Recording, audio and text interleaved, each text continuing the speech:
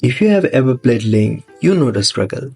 Catching all the swords from his ultimate is a nightmare, and I bet at some point you have wondered, what if I could just tap my second skill and Ling retrieves all the swords on his own? Sounds like a dream, right? Well, check this out.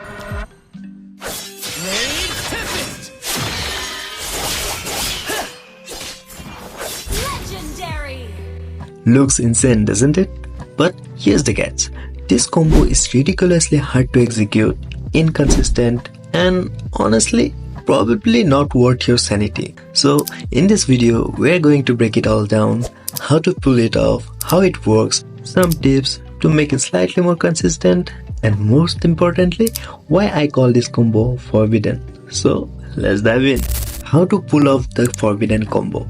Let's first talk about how to even pull off this combo, or at least how most of the few people says it's done. First, ult with the enemy positioned perfectly in the middle. While still in the ult animation, aim your second skill towards the second sword and hold the button. As the sword slam into the ground, walk slightly towards the middle of the first and fourth sword around here. Once you feel you are in the right position, release the button and spam second skill. That should do the trick. If done correctly, it should look like this. Legendary! Before you say, but bro, this isn't working. Have some patience, my friend, and watch till the end. Don't just hop into training mode after learning the trick, because sometimes it's not your fault, it's the combo itself. But yeah, most of the time, it's you only. Jokes aside, let's talk about how to make this combo slightly more consistent. Starting with using the basic skin. I'm using the basic skin as it doesn't have all those flashy animation, and also because I am pro. Now that the looks are out of the way, when I use my ult, I always try to use this exact pattern to keep things more consistent. And after using my ult, I use the shadow of Ling as a marker to put the enemy right in the center of his ult by placing it under the enemy. Then when the ult animation is still going on, I aim this pointy thing of my second skill indicator exactly towards the second sword and keep holding the button. Then after the animation ends, you will see these cracks in the ground. I look for this specific crack and walk towards the direction of it using the joystick.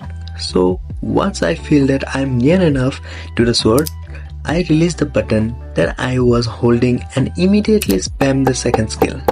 The secret here is that you don't have to wait for Ling to pick up the sword. The idea is to dash in such a way that Ling picks up the sword on his way to the second sword. Keep in mind, this is in fact the most important step of this combo, as it will determine if the combo will work or not. Remember, the key takeaways here are: keep the target in the middle, aim precisely at the second sword, walk towards the crack on the ground. When you feel you are about to pick the sword, release the button you have been holding and tap tap tap.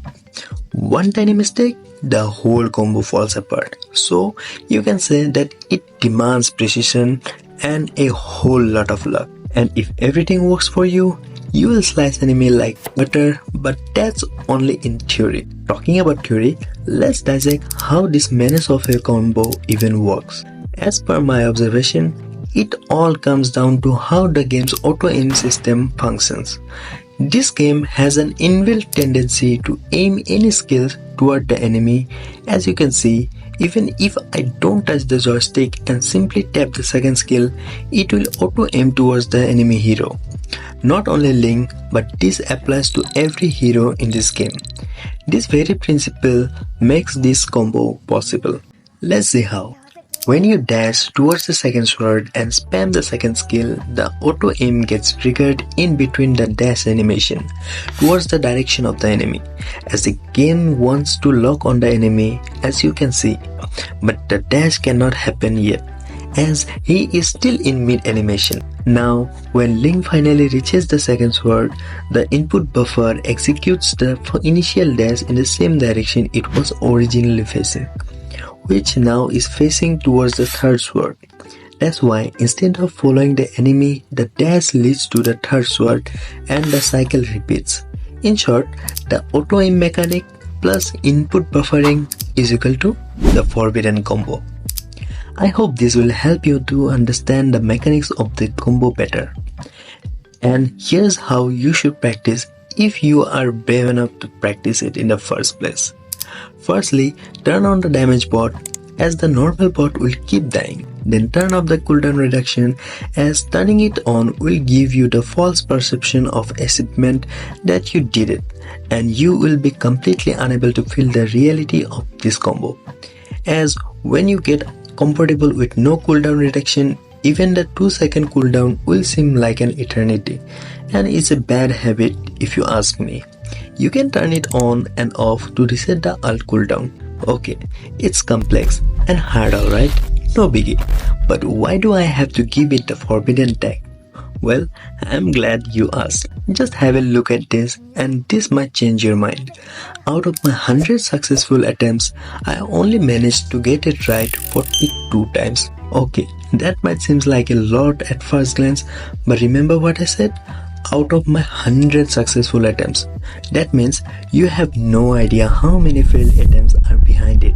As a matter of fact, I still struggle to pull it off regularly even after spending a considerable amount of time in the training ground. As you can see, this is just a small fraction of time I spent even to make this work.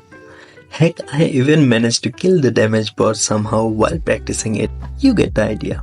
I call this combo forbidden not because of its difficulty, but because of the inclusion of some factors that you can't control.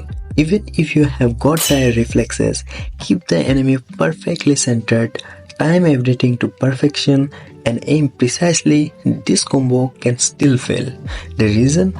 Because some things are just out of your control, like ping and server delay. Even a tiny lag spike ruins it. Enemy positioning and reactions. If they move even slightly, you're done. Crowd control. If you get stunned mid-combo, goodbye. High APM requirement.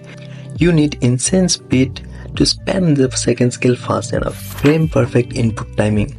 The window to execute each step is only a few milliseconds. Auto aim randomness.